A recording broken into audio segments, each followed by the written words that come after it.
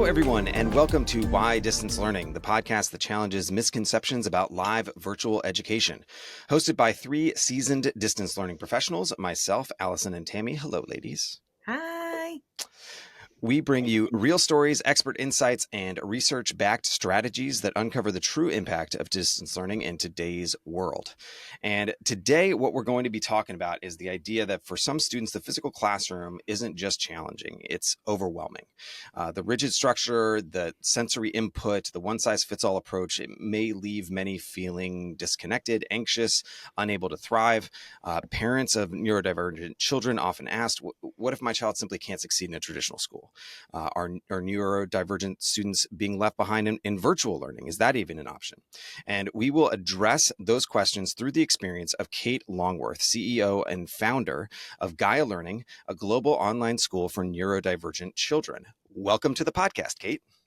Thank you so much for having me. It's very exciting to be talking about something that we live and breathe every day. Share the love, share the news. Can't wait to hear more. One of the other things we're going to dive into is a recurring theme on this podcast, which is the balance between access and personalization. As Gaia Learning expands, how can it scale effectively, which is a natural outcome of increased access, while maintaining the personalized culture that makes it successful? So that's something we'll also be diving into. And through all this, we'll be exploring the perception. We explore these perceptions here on this program that people have of distance learning. The perception we're addressing today is distance learning is not for marginalized communities. We're going to unpack that and speak some truth to it. But first, Tammy, please introduce our guest. I'd be happy to. Kate Longworth is CEO and founder of Gaia Learning, a global online school for neurodivergent children. Kate has worked across education for 15 years, helping young people to develop learning pathways and innovative solutions. As a parent of a neurodivergent and neurotypical child, Kate has a unique insight into the challenges of special education children and parents worldwide. Kate leads a team of 14 educators to deliver online classes and courses for learners around the world, enabling young people to experience and benefit from personalized education and thrive. So with this in mind, Kate, what led you to founding Gaia Learning, and what do you credit for your success thus far? Oh my goodness. Well, doesn't that sound like a great organization? So I'm a little bit like, whoa! I love it when people tell us back what we do and share the passion. So first and foremost, my daughter has a handful of challenges. And actually, new news, she only got her dyslexia diagnosis only last week. Oh, wow. So, news shock, exclusive, all that jazz. She has a pathological demand avoidance profile, which anybody who knows anything about autism and PDA is one of the particularly exciting and challenging strands. Undiagnosed ADHD, and she's 10. She's coming into her own as a young woman. That, I think, spans and covers lots of other things. So my background, I'm not a teacher. Nobody wants me to teach the children. I lead the business and help our educators. But what I am is I have the privilege of having worked in education in different capacities in leadership and marketing and growth for the past 15 years. But I have the privilege of having birthed a human called Poppy who needs the services that Gaia offer. And so you asked Tammy about what can I attribute to success? And I think as a business owner, we'd love to say marketing and digital ads and, culture. And actually, it's the fact that we have this unique insight into the needs of that child, the families that we support that are like me, and the schools, because all of our staff have been in schools, worked in schools, are qualified teachers, and I think at least half of them are neurodivergent and diagnosed or self-diagnosed and have children in that same camp as well. So we're kind of a beautiful, unique combination of a variety of things. But yeah, my privilege of having Poppy and Annabelle, obviously 2 children, and Annabelle gives me a perspective that no other organization can emulate, certainly not easily. I love these stories of organic birth, right? This idea of I had this need and therefore I created this solution. I think that's just such hard to find a story that resonates more than that. If we back up a little bit and like look at the data here, right? There's some studies that suggest that for marginalized communities, that virtual learning can really work by increasing flexibility, providing greater flexibility, removing geographic barriers, and offering personalized support. That really challenges this idea that it's not for marginalized communities. You are coming from this unique perspective, and I'm wondering if like what is that perspective? What do you know, having gone through this as a parent, and how does that square with these benefits for marginalized communities? Like, is it just about flexibility, removing barriers, personalized support? Is that what it's about, or is it something more that makes Gaia Learning tick? I think there's a few things. I'll start with saying all online learning is not created equal. Like any education setting, like any organization, they're not all the same. And I think we're so quick to be like, online works or online doesn't work. And we have that every day with families who say, oh, online doesn't work for my child, he struggled during COVID. And I'm like, I hear you. Trust me when I say, if I throw my child into certain settings, online or otherwise, they don't all work. So it doesn't work, like anything, for all children all of the time. But when your child will only wear one pair of leggings and socks, and they will not get out of bed if those socks are not available. And trust me, I've done the firm hand in parenting and the sort of timeout and all of that malarkey. And then you just hit a point and you go, something, as I knew from birth, is a little bit different about this one than this one. So you try all the strategies. And all you actually want as a human is to help your child feel safe and seen. And then if they engage with learning, oh my life, what an actual dream. But the parents that come to us aren't coming to us and saying they need X number of GCSEs or they need to get this at A level. These parents are sat on the floor crying. Their cup of tea has gone cold. They've not had their breakfast. The child hasn't eaten for 2 days properly because they'll only eat certain types of food and the shops are shut. And all of these sorts of scenarios that I and we have been through and live in. And so the statement around who online does and doesn't work for, and we know there's many an online learning provider, that's not new news. But if you focus on the needs of that human on a Maslow's hierarchy of needs sort of way before you think about their education, your ability to engage them and the path that they go on has a much higher success rate. You will help them back into.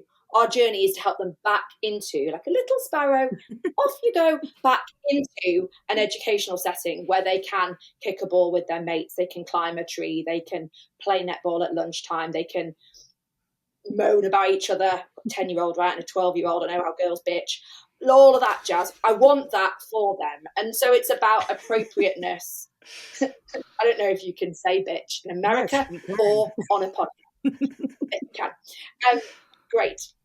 So it's about appropriateness of education at a point in time where they need it. And we are having children from around the world, rightly or wrongly, whether you want it or you don't, walk towards us, and parents walk towards us and say, all this stuff over here doesn't seem to be working for them. Is there another way that we could try for a bit? Because I've not had breakfast for a long time and my tea's gone cold and I'm crying and she's crying. So how can we move forward with that? And that's very realistically where Gaia came from. And I think hopefully answers the question around, is it for everybody? No. Is it for an increasing amount of people? Because babies like Poppy exist around the world? Yeah. And if we can answer, Seth, the question of how you scale an organization with personalized learning and humanity at the core to a global level, if we can do that as a community in this podcast now, that would be great. That would tick my box for the goals. Yes. Wow, that's so. I'm just like processing everything, and also trying to myself be like thinking about those types of mornings, what that would look like, how that really does impact any type of way you're starting your day is going to then have that ripple effect on how the rest of the day will go, and how important that is for the personalization, but also the idea of creating that learning living environment, being able to have that flexibility that the online setting provides, and that idea that it can actually reduce, not enhance stress and anxiety. And even in that way then helps you personally grow as well as academically grow. So I wonder, when you're talking about Gaia, it's more than just the academics, which is amazing. So I wonder, how does your approach help students discover their interests and learn more about the ways that they can thrive, so that they can then find, what helps them tick? And then maybe that's academics, maybe it's a career or college pathway, maybe it's just a better way to have a good day. So I wonder, how do you craft that style environment? So we would all like to use the term personalized 24/7 and deeply personal to me, because we all love to think we're special and we're so different from everyone else. And actually the reality is communities exist. People have things in common, challenges, interests, experiences, whatever. At Gaia, we have a secret thing behind the scenes where, when we are doing what we call a taster session or an explore session with a learner, it's a one-to-one session with our head of learning that's then shared with our head of inclusion. And in that session, we're showing the child, often mum is there, usually the female biological carer in 99% of circumstances. So usually mum is there with child on knee and child not looking at the camera, no engagement whatsoever. And in that assessment, as it is to us, it's about understanding where is that child at on what we call our tiers. So our tiers 1 to 6. We're looking at are they able to engage with the audience, with our head of learning in any way whatsoever? Are they fully independent learning, and actually it's just a format that they need that's a bit different? So we have a tier system, and that gives us the insight into where should we start them? What does a personalized learning pathway look like for that child? How do they need all one-to-one provision? So we have some children who wholly need one-to-one provision. We are their academic framework. We are their entire school. And then we have some children who will just do some one-to-ones and then some group sessions. And then our job is about bringing them from one tier up to tier 6 and then releasing them ideally back into another learning environment. Or they stay with us for a bit longer, but that's the path that we try and encourage. And so that can take quite a long time. It can take quite a short amount of time. But typically you're talking about a minimum of 6 to 12 weeks.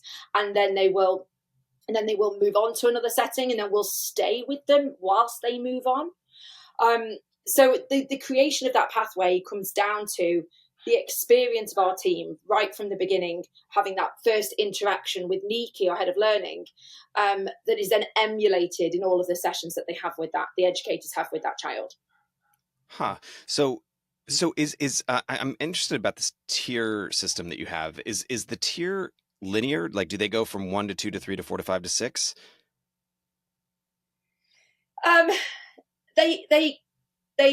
You mean you'd love to say yes, let them move through. They can come in at different levels, right? So for the children who come to Gaia who are maybe autistic, very clearly presenting autistic, maybe are selective mute, and have a lot of school-based trauma, emotional school-based avoidance. They might have a very difficult personal, private circumstance around them as well. We know that encouraging them from day one to go into a group session with 8 or 7 other GCSE learners is not appropriate. So, but that's a step. That is a final step to encourage them to then do that class in physical real time with their school.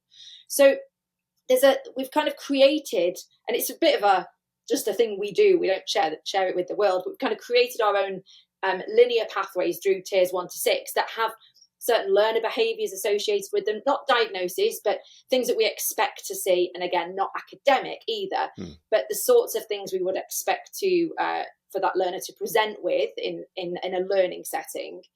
And then how many one-to-one sessions they have, and that path that moves over time. So they can go on that pathway, but it doesn't matter. In a sense, it's more about the ambition of helping them re-engage with education and reintegrate to a setting that's right for them. Got it. So it's a set of behaviors that build toward the goal of reintegrating into, I guess I'll call it a more traditional setting, even though you might come along with them to that setting, providing ongoing support, but those behaviors are building towards that, not just independence and agency, but also that sociability, right? Is that what you're building towards? Absolutely. So there'll be some work with that child. One of the questions that we often get is, when can they start sessions? When can they start classes? And the child might be at tier 1. So you've got, and it's not usually mum, it's usually local authority or teacher saying, they can. I'll give you a real example. We had a phone call from a mum a few days ago, last Friday, and what they said is the local authority and the school that they're attached to is saying this child needs to do academic. They need to do maths, English, science.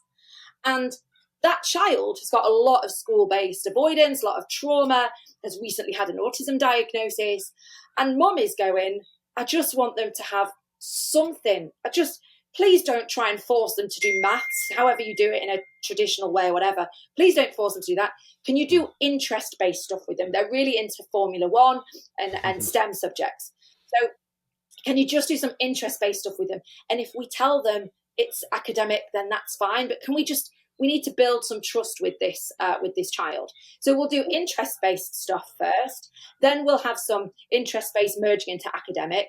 Then they might join a small group class, and then they might move on to a larger 8-person group class, and then hopefully a physical setting over time. So it's really about meeting the child where they are and understanding them, and then pulling in the other support services that are required. We're not clinical. It's not a clinical pathway in any sense. It is an academic pathway, but it's born from the needs of that child and how you engage them versus start at maths at this particular level.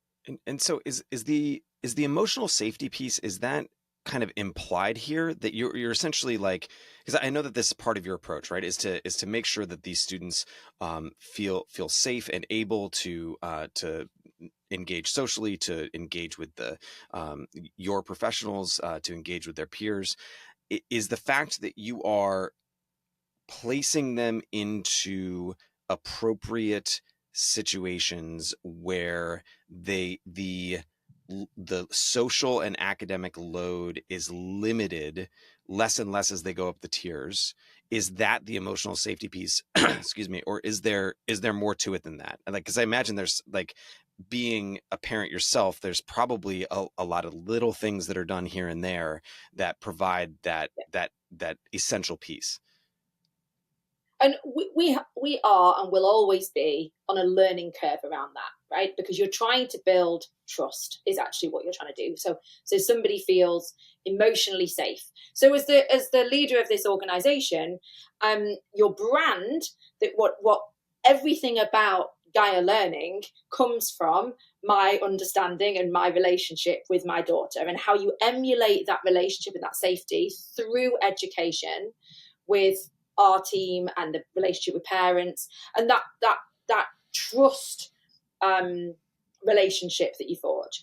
And so when the learner trusts us, and part of it, there's lots of things around, consistency of the tools we use, the consistency of the communication, the educators that we use. This isn't a global part of freelance associates. This is employed people that know us, that know me, that I speak openly with and freely to, and we cry together, and we do win of the week every day, and then we discuss it every Friday. So the trust and the bond that we have between us is then emulated across with the learners and the parents. And actually what we find, and where the growth has come from, is, and I do this like triangle, is you've got the parents, you've got a school organisation, and you've got the local authority, the local government. And you've got the child in the middle and Gaia around the outside. And we form a bond and a relationship with all three of those stakeholders. But there is nothing more powerful, as we know, than the parent of a neurodivergent or special educational needs child kicking that door down of that school special educational needs coordinator to go and fight for the rights for their child. They understand the law, they've done their research, they've not drank a cup of tea in a week or had any breakfast for 3 weeks because they've been sat on the floor crying, and they're in every Facebook group going. So the amount of trust that is put in us, it makes me scared when I say it out loud, is palatable when you are speaking to parents. And I think as an organization that are growing, we don't get everything right. Okay. I think what we do get right is how we engage with the kids and how we engage with the parents, which is the most important thing. But do we send invoicing alerts by accident when we shouldn't? Do we have, breakdown in processes? Yeah, we absolutely do. And it does my head in that happens. But that is the stresses and strains of growing an organization with 14 people who are all figuring it out and building and this new wave of what we do. So, agile is the name of the game. And I think, and I hope that the parents that buy into us, they stay for as long as they need to, and they see we're trying to make something in the world that helps kids like mine, and it's kind of that simple. Like, we're just trying our best. We're trying our best. Well, it's that I'm just so excited to be learning from you. So I'm trying to keep my own words together. It also sounds like a lot of what you do as a team is really the best foundation to start from, because what you're doing with one another and how you're interacting, it seems like you're just bringing that right into how you're working with the student, most importantly, and then the support systems or the systems that the student is surrounded by in the triangle. And they say that idea of teacher training or being able to have that connection to staff and modeling in that way is such an important way for individuals to grow trust, feel safe, but is really seems like a big part of your approach. So I wonder, how you said that you're growing and you continue to grow. So with that idea of working so intimately as a team of 14, you said, and then also that then translating to your students and parent groups or guardian groups, how do you see yourself scaling? What do you see in the future, and how do you see yourself being able to sustain the wonderful model that you have put together? So the model, on the subject of the word model, is really complicated. I say to our investors on board all the time, I wish we were selling Kit Kats and pens to the other side of the world, like just ship in boxes of thousands and buy. And it's not that. Our model and everything about this organization is always on a fight for making it simpler and cleaner and easier. We talk a lot about lighten it. How can we lighten this? How can we lighten this process, lighten this experience? And at the same time, what comes with the nature of the children, with the nature of the schools and the parents, the Zenkos, and with us as a team, is a lot of vulnerability, a lot of complexity all of the time, and high level of emotion. Mm-hmm. This is not an easy job. And I don't say that as like, oh my God, it's a really hard job. But it's not mine. Mine's compared to what the educators do. Mine's easy. Let's go with easy. But the educators carry that emotional load of these children, and they're trying to engage them and find a way to hook them in with a bit of what banking is. And if you're 14, like, what is a pension? How do we get a child to understand a pension? No matter, I don't understand pensions. So how you get a 13 or 14-year-old lad to do it, I don't know. So there's a huge, talked about trust. There's a huge amount of trust. There's, I believe I'm very open with the team. So culture and the people we have, they are the key to this in terms of scalability. I can talk about the business model in terms of scalability, but actually the key is finding the right people. And we have been burnt on that. We've learned lessons through that over the past 2 years. And I now make sure that I interview everybody just at the end and have a 10-minute chat. And I would love to say it's because I want to check them out. The absolute God's honest truth is that they need to know what they're dealing with. They need to know that I talk about what I talk about, that it is open, that it is vulnerable, that it is just freaking paws up, as honest as we can be. And, we've been through a funding round. We're about to go through another funding round. We're just trying. We're crying sometimes. And I have all of the insecurities you would imagine around, like, don't tell your people too much and don't get too close to them. And I'm a bit like, F off. These are my community. These are my people. They're here for the same reason that I'm here. And our business model is complicated. And as I say to the board, every 8 weeks, we just have to work harder. That's it. We just have to work harder. So finding the right people, yes, putting the model in place from a commercial perspective, and that's not easy and moving and all that jazz. But I have an absolute firm belief that for as long as there is the need, and I wish there wasn't, but there is, but for as long as there is a need, I'm pretty good at figuring out how to make stuff happen and getting a group of people and going, should we just give it a go? And so that's what we're doing. Oh man, I feel so much.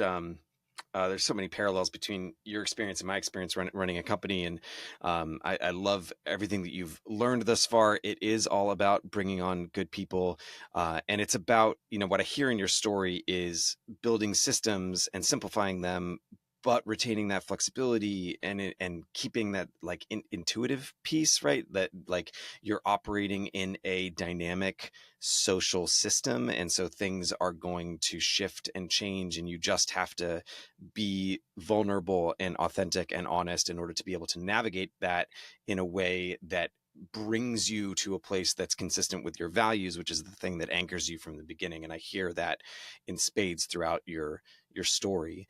And I do want to get back to like the personalization piece, because in episode 50, which is a couple episodes ago, we interviewed Dr. Brianna Wall, and she's the founder of and CEO of Collaborative Ed Solutions, an organization dedicated to empowering educators and improving special education leadership. And I wanted to bring in a quote from her and get your take on it. Tammy, could you bring that part in? Brianna discussed how to build an emotional climate that is conducive to reaching your academic goals. She said, online learning doesn't erase the need for human connection, it amplifies it. How I am spending time getting to know the people that I serve, and once I know them, how do I show them that I know them? One student might need me to check on with them privately after class. Another might not want to be called out at all. The way we respond to them is what makes the difference. So would you agree with Brianna's conclusion that the key to building emotional climate with any student body is to simply get to know your students, and that the only difference for neurodivergent students is how you respond to them? If so, what are some examples of how you personalize these responses in an online setting?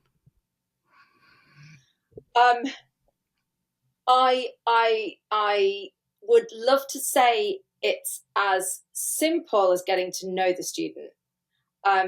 We are dealing with humans who are young and who are experiencing their own path of understanding their neurodivergence. And so a big part of our role is helping them to understand themselves.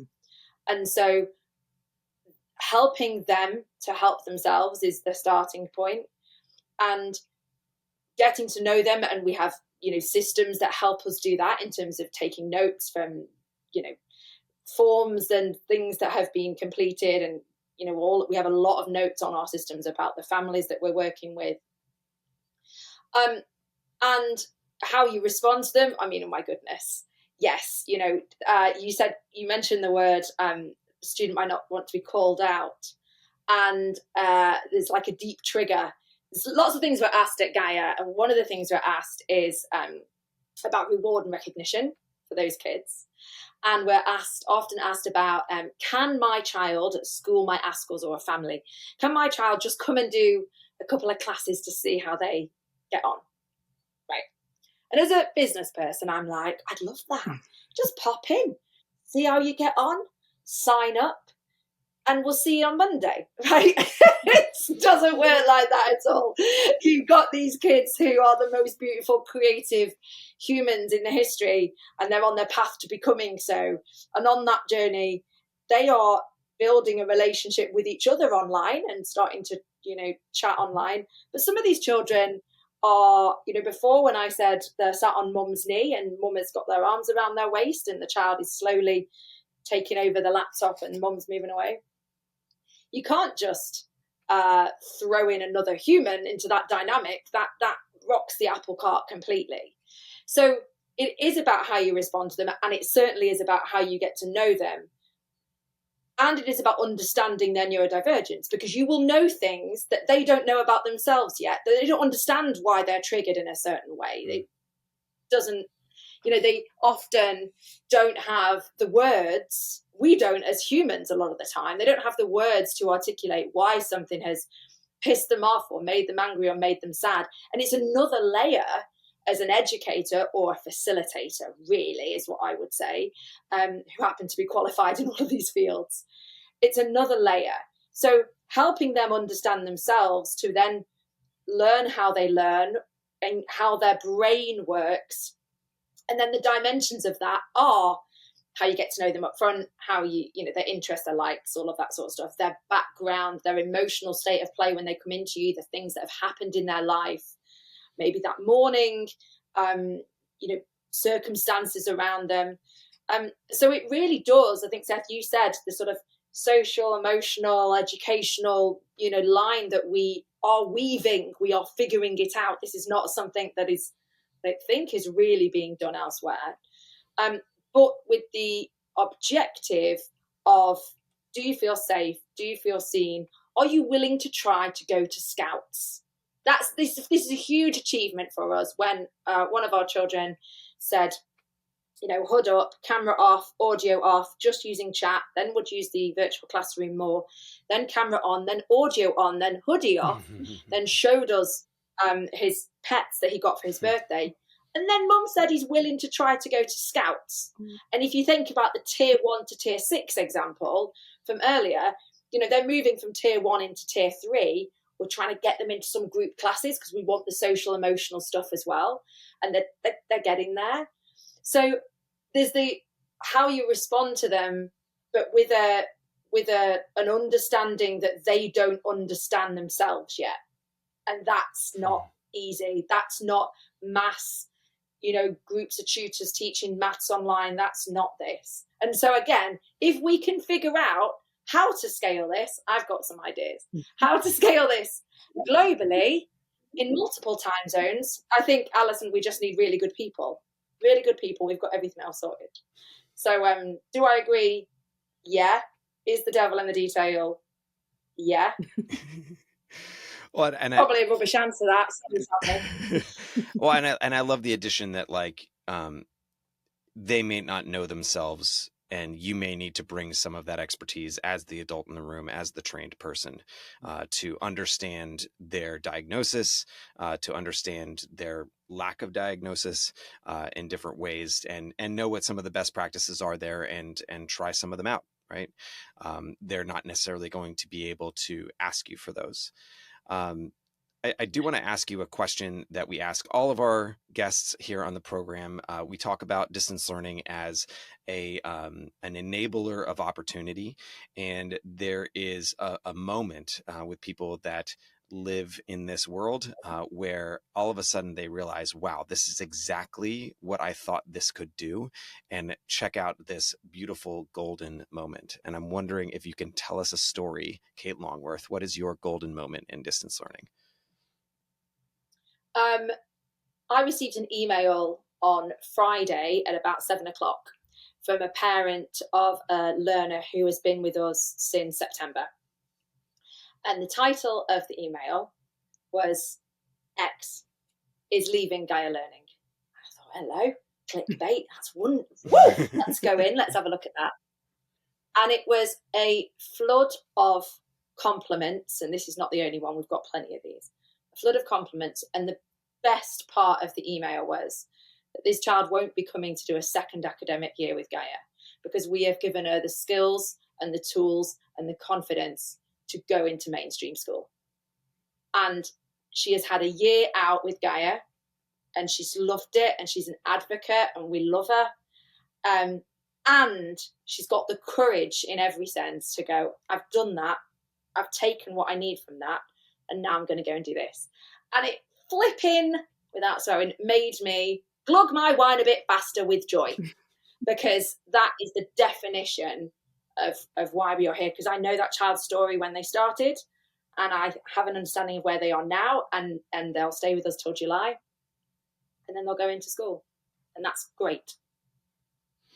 That one. Oh, it's beautiful. Alison, can you tee up YDL? Sure. We also always like to have opportunity to ask the question that is the name of our podcast, why distance learning? Because that's really what we wanted to know. Why do you think distance learning about this medium? Why do you think it is such a wonderful opportunity to help individuals grow? It's about choice.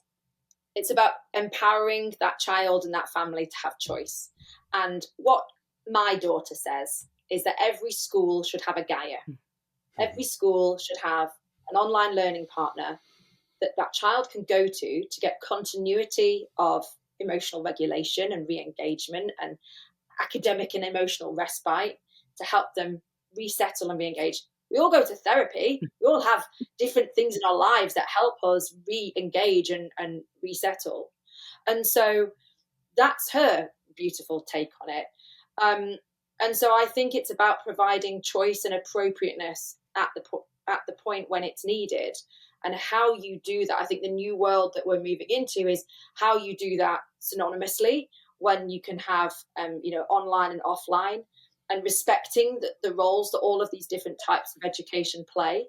And that's what I think, when I said at the beginning, not all online learning is created equal.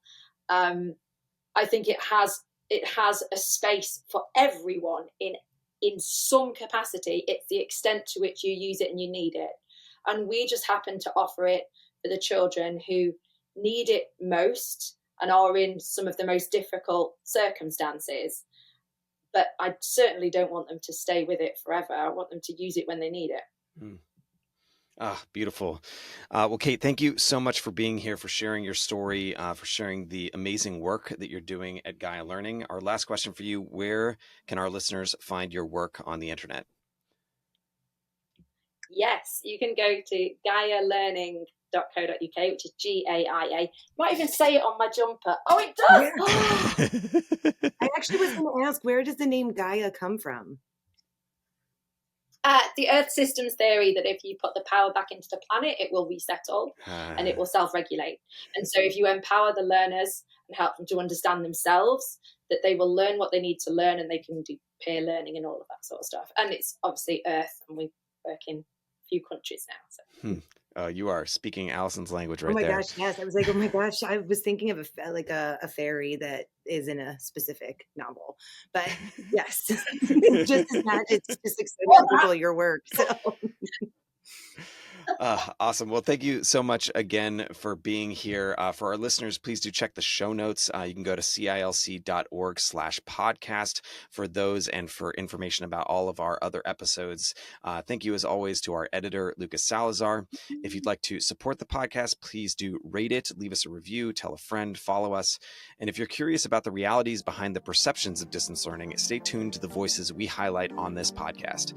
These are the innovators and educators proving what's possible in live virtual learning, challenging misconceptions, and transforming education along the way. Why distance learning? Because it's evolving, impactful, and here to stay. See you next time. Bye.